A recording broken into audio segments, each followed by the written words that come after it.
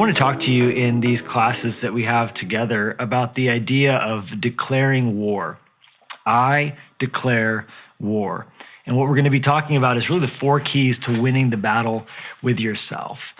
I don't know how that hits you when you think about the battle with yourself, but the truth is all of us are involved in a personal, one-person civil war, a struggle against yourself, the clash of your higher and lower impulses and instincts, whatever language you put around it. The New Testament uses the idea of flesh and spirit.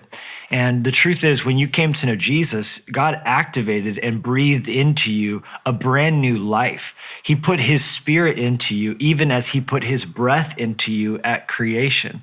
And that activated a whole new way of living. The opportunity was opened up for you to live for God, to live for his glory, which was what we were originally created for.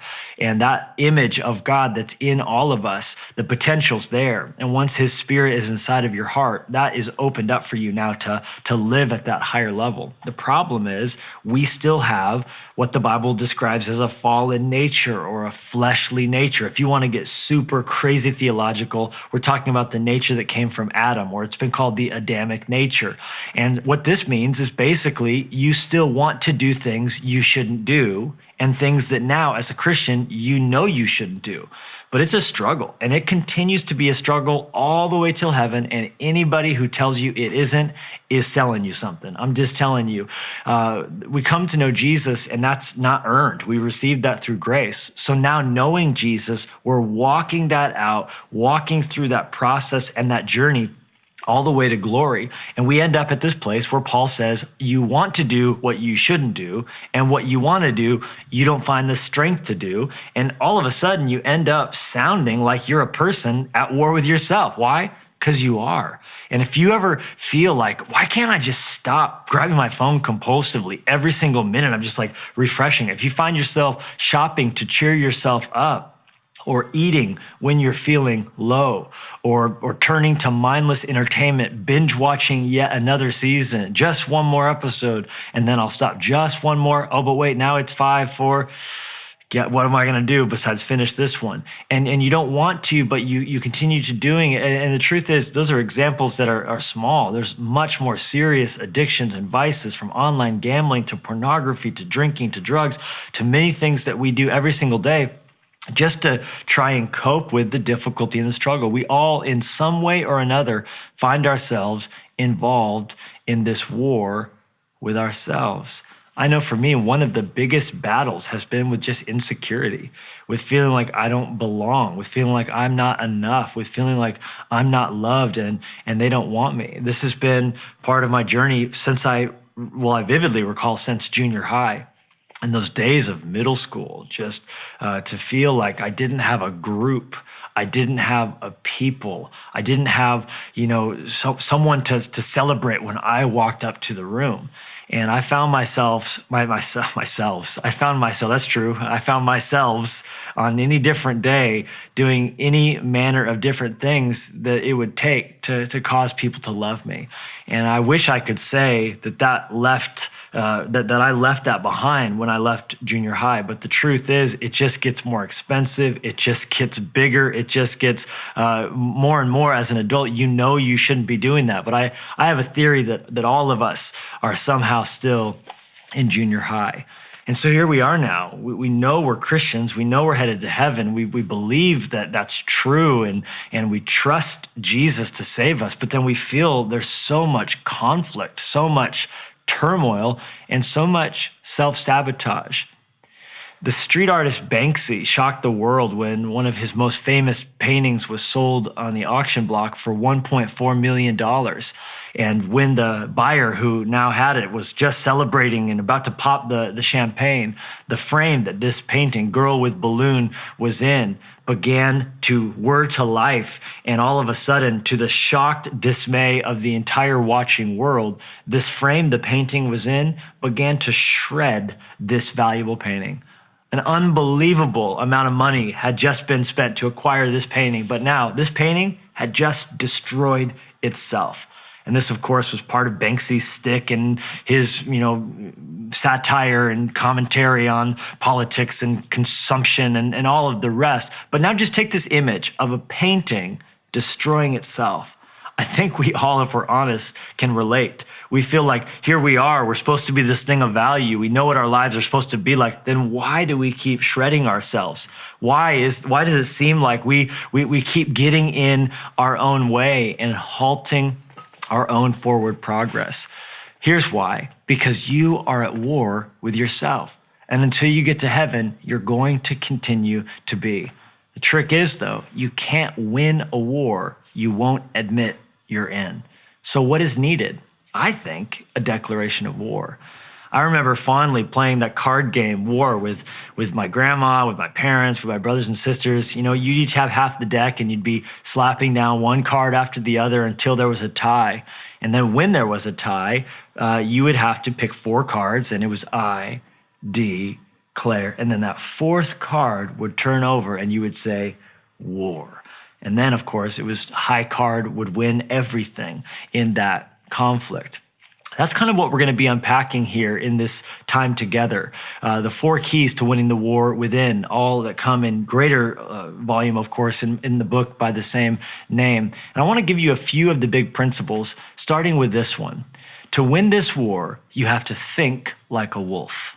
To think like a wolf. Now, I can hear you. I trust me, I can. You're thinking to yourself, Levi, I don't want to think like a wolf. I don't want to be a wolf. Let me just tell you something. In this battle, you do. Wolves have long been celebrated by cultures all across the world as pictures of ferocity and strength, that warrior heart and the warrior spirit. And I love so much the connection to the decision to give yourself over to battle, to give yourself over wholeheartedly in a conflict or struggle. It was President Theodore Roosevelt, long before he took the Oval Office, who was involved in the Spanish-American War. You know of him as the leader of the Rough Riders. I mean, hello, Rough Riders? That's just amazing. Can you sign me up for that? They were in Cuba. They're fighting the Spanish-American War, and there was a very famous battle called the Battle for San Juan Hill. And his first horse, because he brought 2 horses with him, had, believe it or not, drowned when they brought it off the ship. They had to, hoist these things over to get them onto the island. So he's riding his backup horse, and they're going, and machine gun bullets, and just all manner of conflicts is happening. And he was afraid. He felt this fear. All his life, Teddy Roosevelt had wanted to be a soldier, but now he finally found himself in a battle for the first time, and he was terrified. He describes himself as being there on the beach, on the ground, and they needed to go up the hill, and he was kind of lying there for a moment, and he noticed there was a piece of barbed wire on the ground, like a fence that had been knocked down somehow. And he was looking at the barbed wire, and he saw himself on this side of the fence as a man who was afraid. But if he chose to get up and cross that fence, to cross the barbed wire, he knew he would be committed fully to battle and to leading his men and ultimately going up that hill. He said he made the decision to cross the barbed wire. And when he did, when he fully gave himself over to that conflict, he said, a wolf rose in his heart. He found a power for war greater than he ever thought could be possible. And from that moment on, his men described him as the greatest soldier they had ever seen. And for the rest of his life, Teddy Roosevelt described July 1st, 1898, as the best day he ever lived. This is why I think you need to have some resolve right now. I don't know what it comes to your mind when I talk about the struggle with yourself. Is it your narcissism?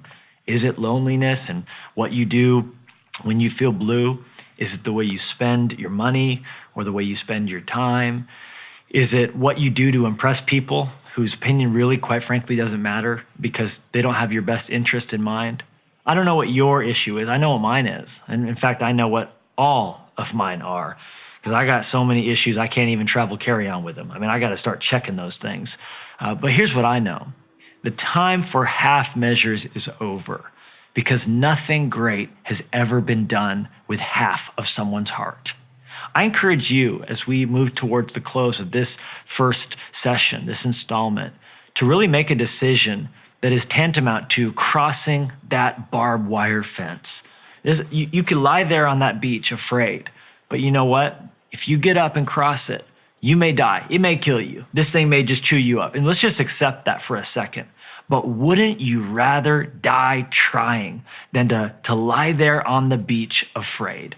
I think we need to declare war.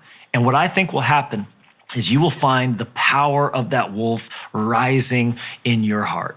Scottish explorer William Murray once said, "The moment one definitely commits oneself, providence moves too." Think about that. The moment you commit yourself, providence moves too. Now, we know providence to be the hand of God, orchestrating events divinely behind the scenes through his sovereignty, much like Esther. As long as she stayed in the castle, as long as she stayed there cowering in fear, there was no help that she saw. God seemed silent. But the moment Esther committed herself, and she flung herself into the king's throne room, not knowing if she would live or die. Once she did that, what did she find? All manner of providence began to move in her favor. The king extended his golden rod. All of a sudden, he said, "Esther, up to half my kingdom, what do you want?" When she said, I want you to come to dinner, he said, I'm there. I want Haman to come. He's there. When they came to dinner and she said, "Come back tomorrow," he's there. When she told the king what Haman had done and exposed him, the king had him executed. When she asked for strength and for permission for Mordecai, her cousin, to be able to write letters to warn all the Jews around the world their lives were in danger, what happened? The king just began to give everything she needed to fulfill her mission. Now, when she was living in fear, it just felt like nothing was going to go right. Once she committed herself, once she crossed that barbed wire, all manner of providence began to move in her favor. I'm telling you, the same is going to happen for you, but you have to start thinking like a wolf. Because listen to me carefully. If you won't think right, you can't live right.